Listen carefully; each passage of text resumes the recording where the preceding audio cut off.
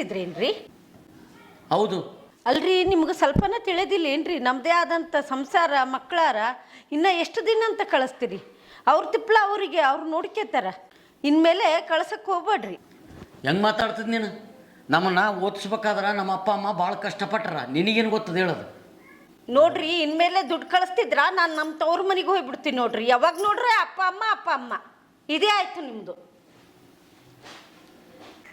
ಅಪ್ಪ ಅಮ್ಮ ಯಾಕೋ ಬೇಡಲ್ಲ?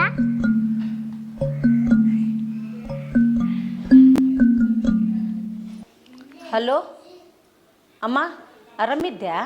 ಏನು ಆರಾಮಮ್ಮ? ಯಾಕಮ್ಮ, ಏನಾಯ್ತು? ನಿಮ್ಮ ಅಣ್ಣ ದುಡ್ಡು ಕಳಿಸೋವಲ್ಲಮ್ಮ, ಭಾಳ ತ್ರಾಸಾಗ್ಯದ. ನಾನೆಲ್ಲ ಹೇಳ್ತೀನಿ ಹೇಳಮ್ಮ, ಫೋನ್ ಮಾಡಿ ಅಣ್ಣಗೆ ಹೇಳ್ತೀನಿ ನಾನು.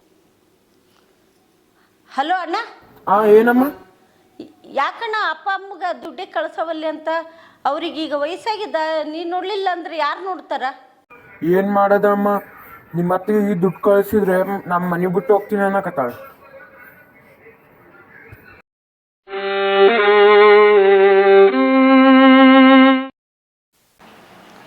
ರೀ, ನಾ ಅಂದದ್ದು ತಪ್ಪಾಗ್ಯದ್ರಿ. ನಮ್ಮಪ್ಪ ಅಮ್ಮಗೆ ನಮ್ಮಣ್ಣ ಎಷ್ಟು ಮುಖ್ಯನೋ ಹಾಗೇನು ನಿಮ್ಮಪ್ಪ ಅಮ್ಮಗೆ ನೀವು ಅಷ್ಟೇ ಮುಖ್ಯ. ಅತ್ತಿ ಮಾವನ ಚಲೋತ್ನೇ ನೋಡ್ಕೊಂಡು